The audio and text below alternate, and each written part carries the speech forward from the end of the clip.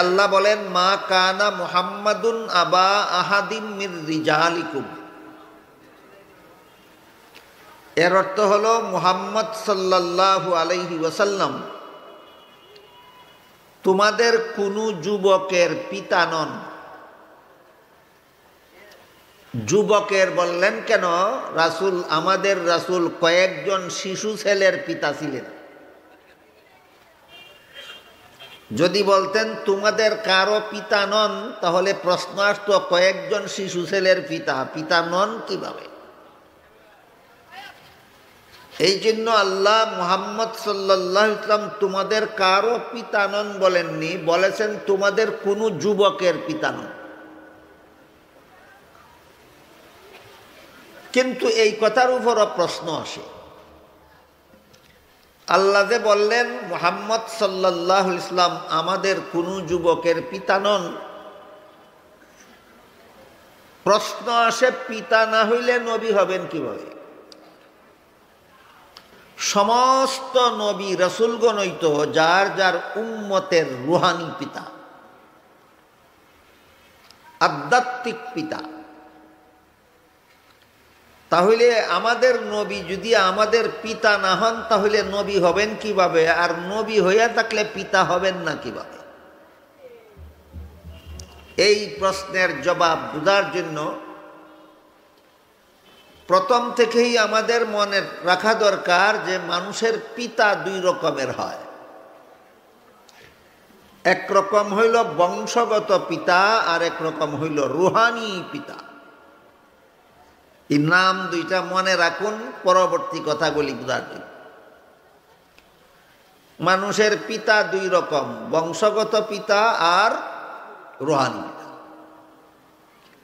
যে পিতার শরীরের অংশ দ্বারা সন্তানের শরীর গঠন হয়, এমন পিতাকে বংশগত পিতা বলা হয়।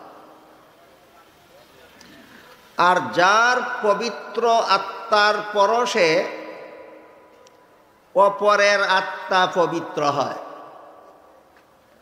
তাকে বংশগত পিতা বলা হয় না, তাকে আধ্যাত্মিক পিতা বলা হয়, রুহানি বাবা বলা হয়।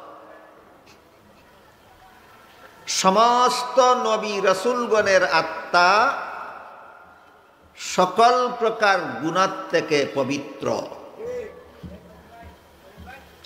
কাজেই নবীগণের সংস্রবে যারা যায়, নবীগণের কথা যারা শুনে, নবীগণের কথা মতো যারা জীবন যাপন করে, তাদের আত্মাটাও পবিত্র হয়ে যায়। বলেন তো কার পবিত্র আত্মার পরশে কার আত্মা পবিত্র হইল? নবীর পবিত্র আত্মার পরশে উম্মতের আত্মা পবিত্র হইল। নবীর পরশে গেলে, নবীর পবিত্র আত্মার পরশে যেহেতু উম্মতের আত্মা পবিত্র হয়ে যায়, এজন্য আল্লাহর সামগ্রিক বিধান হলো সমস্ত নবীগণ যার যার উম্মতের রুহানি বাবা, আধ্যাত্মিক পিতা। নূহ আলাইহিস সালাম নিজের উম্মতের রুহানি বাবা, ইব্রাহিম আলাইহিস সালাম নিজের উম্মতের রুহানি বাবা, মুসা আলাইহিস সালাম নিজের উম্মতের রুহানি বাবা, ঈসা আলাইহিস সালাম নিজের উম্মতের রুহানি বাবা। সমস্ত নবীগণই যার যার উম্মতের রুহানি বাবা।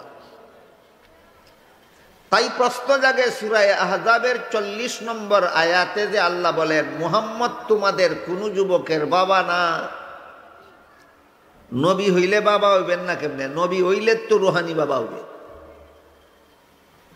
এই প্রশ্নের জবাব আল্লাহ যে বলেছেন তোমাদের বাবা না, এর অর্থ হলো তোমাদের বংশগত বাবা না। প্রশ্নের জবাব সূরা আহজাবের 40 নম্বর আয়াতে যে আল্লাহ বলেছেন মুহাম্মদ তোমাদের বাবা না, এর অর্থ বংশগত বাবা। তাই আল্লাহ সাথে সাথে বলেন ওয়ালাকির রাসূল আল্লাহ, কিন্তু যেহেতু তিনি আল্লাহর রাসূল, তাই তিনি তোমাদের রুহানি বাবা। তিনি তোমাদের বংশগত বাবা না, কিন্তু যেহেতু তিনি আল্লাহর রাসূল তাই তিনি তোমাদের রুহানি বাবা। তাহলে আমরা পরিষ্কার করে মনে রাখি, মুহাম্মদুর রাসূলুল্লাহ সাল্লাল্লাহু আলাইহি ওয়াসাল্লাম আমাদের কেমন বাবা না, কেমন বাবা? বংশগত বাবা না, রুহানি বাবা। মুহাম্মদুর রাসূলুল্লাহ আমাদের কেমন বাবা না, বংশগত বাবা না, কেমন বাবা? রুহানি বাবা। এরপরে আরেকটা প্রশ্ন, যেখানে সমস্ত নবী রসুলগণই যার যার উম্মতের রুহানি বাবা, সেখানে আমাদের নবী আমাদের রুহানি বাবা হইলে আমাদের নবীর মর্যাদা রুহানি বাবা বলার দ্বারা অন্য নবীর থেকে শ্রেষ্ঠ বুঝায় না। অন্য নবীও নিজের উম্মতের রুহানি বাবা, আমাদের নবীও নিজের উম্মতের রুহানি বাবা। এই কথার দ্বারা আমাদের নবীর মর্যাদা অন্য নবীর মর্যাদার উপর শ্রেষ্ঠ বুঝায় না। আমি কথাটা বুঝাইতাম পারছি না।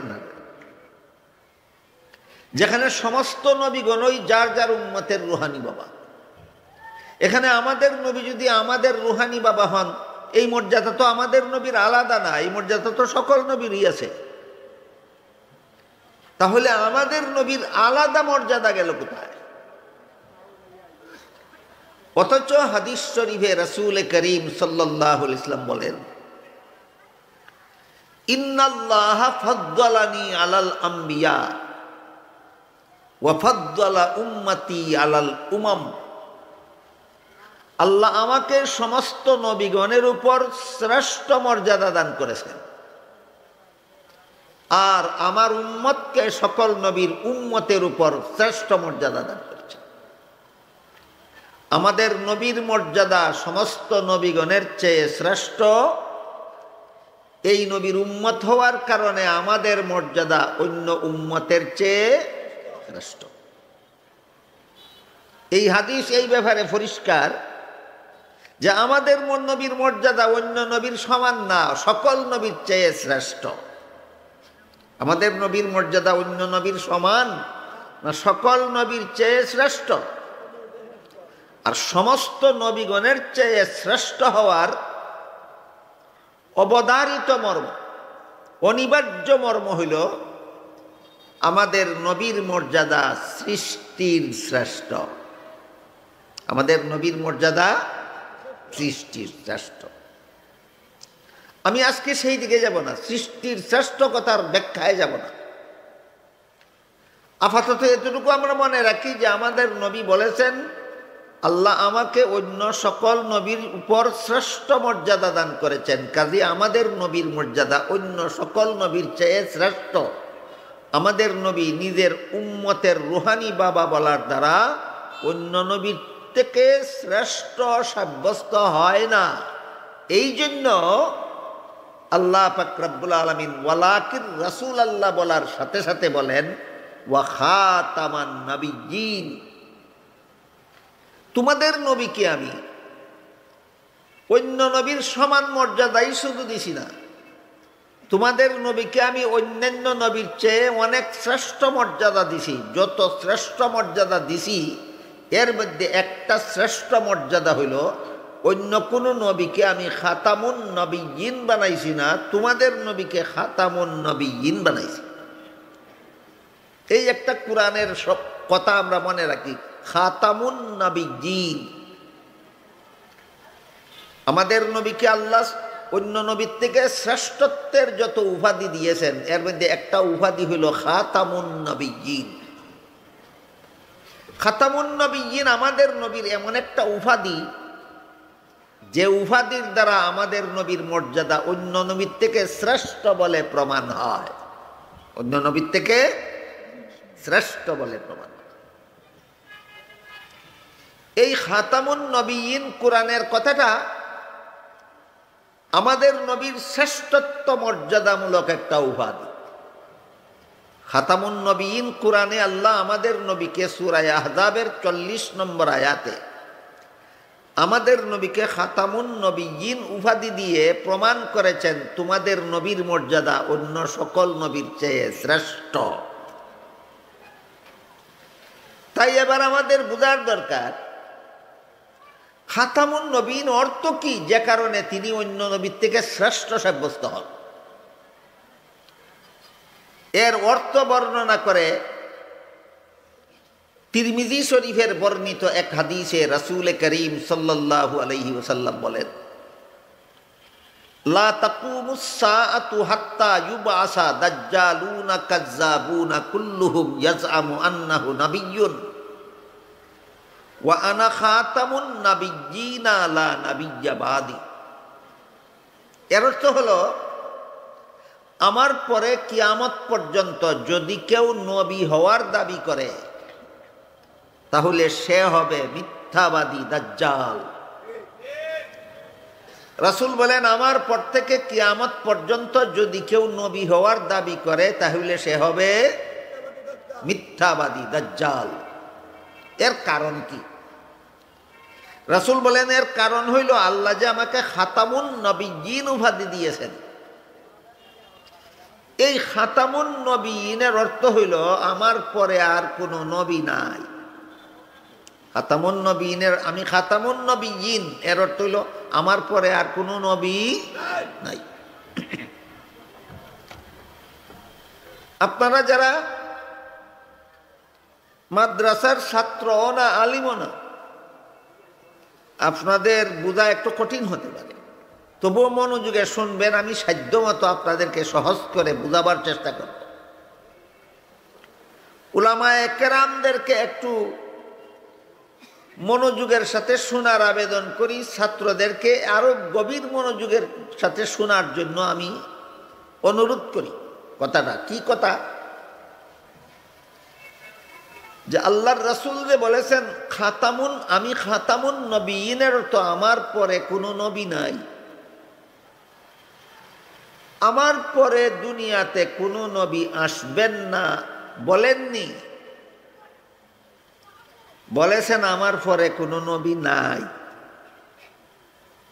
খাতামুন, আমি খাতামুন নবিয়িনের অর্থ আমার পরে দুনিয়াতে কোনো নবী আসবেন না, এই অর্থ না।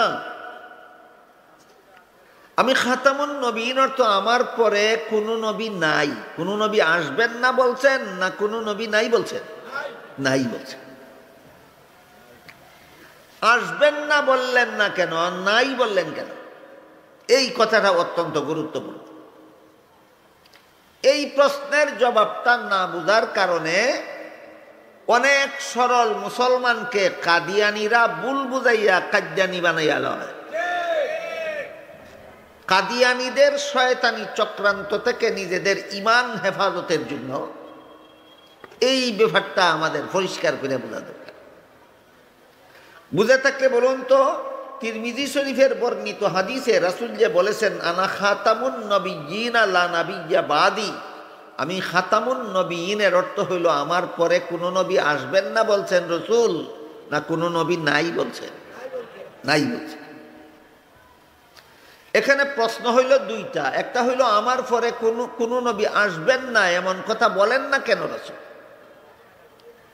আর একটা প্রশ্ন হইল আমার পরে কোনো নবী নাই যে বলছেন, নাই কথার ব্যাখ্যা কি? কটা প্রশ্ন? দুইটা প্রশ্ন। প্রথম প্রশ্ন হইল আমার পরে কোনো নবী, খাতামুন নবিয়িনের অর্থ এটা না যে আমার পরে কোনো নবী আসবেন না, এই কথা বলেননি রাসূল। কেন বললেন না? কারণ সহিহ বুখারী শরীফের হাদিসে উল্লেখ আছে রাসূল করিম সাল্লাল্লাহু আলাইহি ওয়াসাল্লাম বলেছেন হযরত ঈসা আলাইহিস সালাম কিয়ামতের আগে দুনিয়াতে আবারও আসবেন। আজকে নতুন শুনছেন আপনারা না আরো শুনেছেন? ঈসা নবী কিয়ামতের আগে আবারও আসবে। আপনাদের নবী একবার বলবেন আসবেন, আরেকবার বলবেন আসবেন না, হইতে পারে? এই উল্টা পাল্টা কথা বলার অভ্যাস আমাদের নবীর নাই। তাহলে তিনি উল্টা পাল্টা কথা হইব। তিনি একবার বললেন ঈসা নবী আসবেন, আবার বলবেন খাতামুন নবিয়িন অর্থ কোনো নবী আসবেন না, তাহলে তো কথা দুইটা উল্টা পাল্টা হইয়া যায়। আল্লাহ এবং আল্লাহর রাসূল কোনোদিন উল্টা পাল্টা কথা বলেন না। এই জন্য একবার যেহেতু বলছেন ঈসা নবী আসবেন, আবার খাতামুন নবীনের অর্থ করতে গিয়ে কোনো নবী আসবেন না বললে কথা উল্টা পাল্টা হইয়া যায়। এই জন্য আমার পরে কোনো নবী আসবেন না বলেননি, বলেছেন আমার পরে কোনো নবী নাই। এখন 2 নম্বর প্রশ্নের জবাব, ঈসা নবী যদি আসবেনই, তাহলে আমাদের নবীর পরে আর কোনো নবী নাই কথার ব্যাখ্যা কি? এই প্রশ্নের জবাব পাওয়া যায় মুসলিম শরীফের হাদিসে। মুসলিম শরীফের হাদিসে উল্লেখ আছে লা নুবুওয়াতা বাদি। তিরমিজি শরীফের হাদিসে যে বলছেন আমার পরে কোনো নবী নাই, এই কথার ব্যাখ্যা আছে মুসলিম শরীফের হাদিসে। ওই হাদিসটা হইল লা নুবুওয়াতা বাদি, আমার পরে কোনো নবী নাই কথার ব্যাখ্যা আমার পরে কেউ নবী হবে না। আমার পরে কোনো নবী নাই না আমার পরে কেউ নবী হবে না, আমার পরে কেউ নবী হবে না। আমি আগেই কইছি আপনারা একটু গভীর মনোযোগে শোনার জন্য। এইসব প্রশ্নের জবাব না জানার কারণে কাদ্যানীরা অনেক সরল মুসলমানদের প্রশ্নের বেড়া জালে ফেলাইয়া কাদ্যানী বানাইয়া বেঈমান বানাইয়া লয়। কাদ্যানীদের খপ্পর থেকে মুসলমানের ঈমান হেফাজতের জন্য এইসব প্রশ্নের জবাব জানা দরকার। বুখারী শরীফের হাদিসে উল্লেখ আছে রাসূল বলছেন ঈসা নবী আসবেন। তিরমিজি শরীফের হাদিসে উল্লেখ আছে রাসূল বলছেন আমার পরে কোনো নবী নাই। মুসলিম শরীফের হাদিসে উল্লেখ আছে আমার পরে কোনো নবী নাই কথার ব্যাখ্যা আর কেউ নবী হবে না। আমাদের নবীর পরে আগের আমলের একজন নবী আসবেন, কিন্তু নূতনভাবে কেউ নবী হবে না। ক্লিয়ার হইল 3 কথা। আমাদের নবীর পরে ঈসা নবী আসবেন, পুরাতন নবী, নূতন কেউ নবী হবে না কিয়ামত পর্যন্ত। এখন আরো 2টা জটিল প্রশ্নের জবাব আমাদের বোঝা দরকার। আমাদের নবীর পরে নূতন ভাবে কেউ নবী হবে না কেন, এটা এক প্রশ্ন। আর কেউ যদি নবী হবেই না, তাহলে পুরান নবী একজন আসবেন কেন, এটা আরেক প্রশ্ন। আমি কি আপনাদেরকে বুঝাইতে পারতেছি? প্রশ্ন 2টা বুঝছেন তো? 1 নম্বর প্রশ্ন হইল আমাদের পরে আর কেউ নবী হবে না কেন। আর এক প্রশ্ন হইল কেউ যদি নবী হবেই না, তাহলে পুরাতন নবী একজন আসবেন কেন। প্রথম প্রশ্নের জবাব, আমাদের নবীর পরে আর কেউ নবী হবে না কেন, আর কাউকে আল্লাহ নবী বানাবেন না কেন, তার কারণ হইল আগের আমলে আল্লাহ পাক রব্বুল আলামিন নবীগণকে যখন দুনিয়াতে পাঠাইতেন, নবীগণ দুনিয়ার মানুষকে ঈমানের দাওয়াত দিতেন, কিছু মানুষ ঈমান আনত। নবী দুনিয়ার থেকে বিদায় হওয়ার পরে আবার দুনিয়ার সমস্ত মানুষ বেঈমান হইয়া যাইত, আবার দুনিয়ার সমস্ত মানুষ বেঈমান হইয়া যাইত।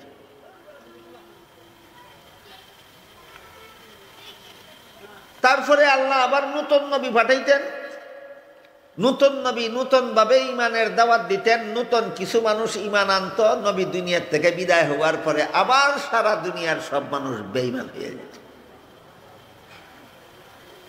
কিন্তু আমাদের নবী দুনিয়াতে আসার পরে যে ঈমানের দাওয়াত দিলেন, কিছু মানুষ যে ঈমান আনলো, আমাদের নবী দুনিয়ার থেকে বিদায় হওয়ার পরে কিয়ামতের আগ পর্যন্ত দুনিয়াবাসী মানুষ একসাথে বেঈমান তো হবে না, বরং ঈমানদারের সংখ্যা শুধু বাড়তেই থাকবে, বাড়তেই থাকবে। বলেন তো, অন্য নবীর দাওয়াতের ফলাফল আর আমাদের নবীর ঈমানের দাওয়াতের ফলাফলে বেশ কম আছে। অন্য নবীর ঈমানের দাওয়াতের ফলাফল, কিছু মানুষ ঈমান আনতো, নবী দুনিয়ার থেকে বিদায় হওয়ার পরে যারা ঈমান আনছিল এদের মরণের পরে নতুন ভাবে কেউ ঈমান আনতো না, আবার সব বেঈমান হইয়া যেত।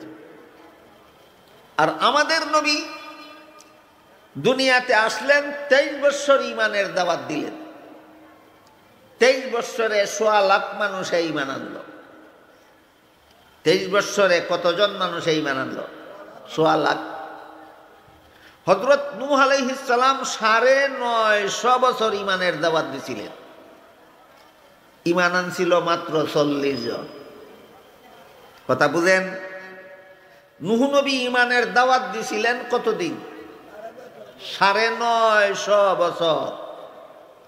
ঈমান আনছিল মাত্র 40 জন।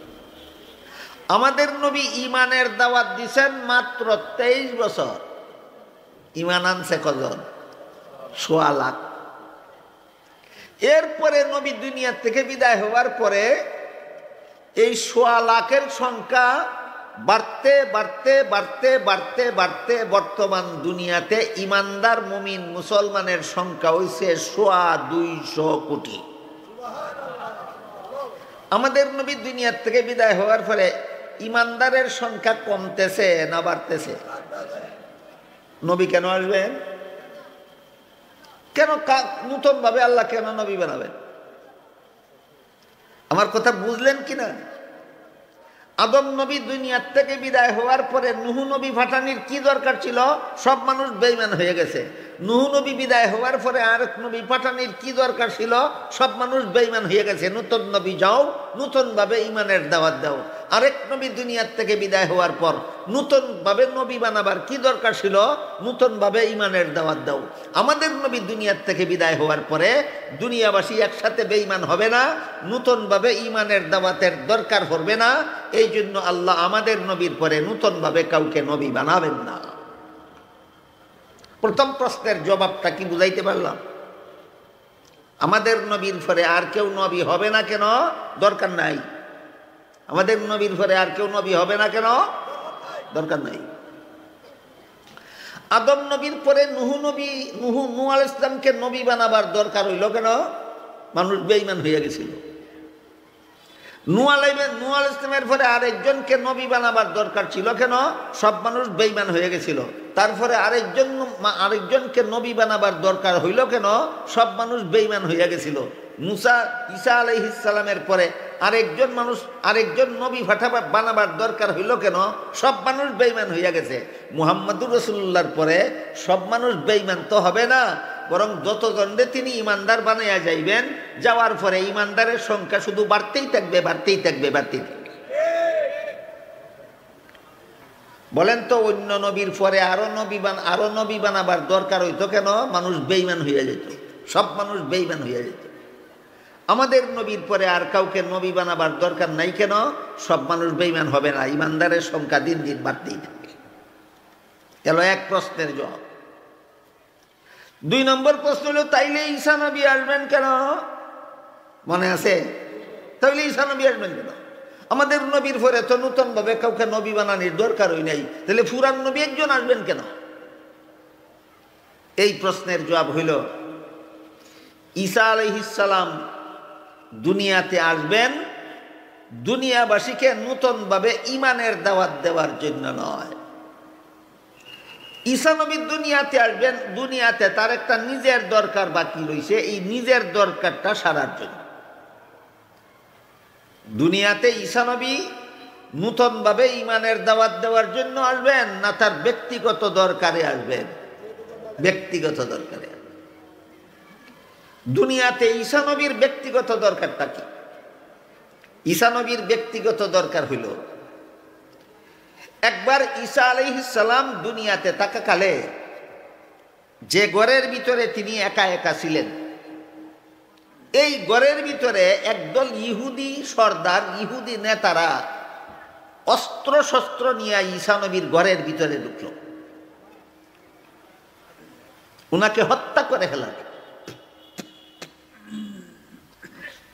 ঠিক সেই সময় আল্লাহ পাক রব্বুল আলামিন ঈসা আলাইহিস সালামকে সশরীরে জীবিত অবস্থায় আসমানে উঠাইয়া নিয়ে গেলেন আর বললেন, ইয়া ঈসা ইন্নী মুতাওয়াফফিকা ওয়া রাফিউকা ইলাই। ও ঈসা আলাইহিস সালাম, এই সমস্ত শত্রুদের হামলার থেকে আপনাকে হেফাজতের জন্য এক্ষুনি আমি আপনাকে জীবিত অবস্থায় আসমানে উঠাইয়া নিতেছি। মরণ যেহেতু আপনার বাকি, এই মরণের কাজটা পুরা করার জন্য ভবিষ্যতে আবার আপনাকে দুনিয়াতে পাঠাবো। ঈসা নবীর মরণ হইয়া গেছে না মরণ বাকি রয়েছে? মরণ বাকি রয়েছে। বুঝে থাকলে বলেন তো, দুনিয়াতে ঈসা নবী দুনিয়াতে আসবেন দুনিয়াবাসীকে নূতনভাবে ইমানের দাওয়াত দেওয়ার জন্য, না ওনার নিজের একটা বাকি কাজ পুরা করার জন্য? দুনিয়াতে ওনার কোন কাজটা বাকি? মরণ বাকি। এখানে আরেক প্রশ্ন আসে নূতনভাবে, সেটা হইল নবীর আবার মরণ কি? আমরা তো জানি হায়াতুন নবী, নবী জিন্দা। এটা আরেক প্রশ্ন, আমার আলোচ্য বিষয়ের সাথে সম্পর্কিত না, কিন্তু এই প্রশ্নের সঠিক জবাব না জানার কারণে আমাদের বর্তমান সমাজের বহু মুসলমান গুমরাহির পথ, ভ্রষ্টতার পথ অবলম্বন করতেছে। এই কারণে আনুষঙ্গিকভাবে এই প্রশ্নের জবাবটাও আমি মনে করি আলোচনা হওয়া দরকার, যে নবীর আবার মরণ কি? নবী তো হায়াতুন নবী, নবী জিন্দা। এ মর্মে হাদিস শরীফে রাসূল করিম সাল্লাল্লাহু আলাইহি ওয়াসাল্লাম বলেন, আল আম্বিয়াউ আহইয়াউন ফি কুবুরিহিম ইউসাল্লুন। এর অর্থ হইল, নবী রাসূলগণকে দাফন করার পর আল্লাহ জিন্দা করে দেন। জিন্দা নবী দাফন করা হয় না দাফন করার পরে নবীকে জিন্দা করা হয়? দাফন করার পরে নবীকে জিন্দা করা। এই জন্য আহলে সুন্নাত ওয়াল জামাতের আকীদা হলো হায়াতুন নবী, নবী জিন্দা। এর অর্থ জিন্দা নবী দাফন করা হয় না, এর অর্থ দাফনের পরে নবীকে জিন্দা করা হয়।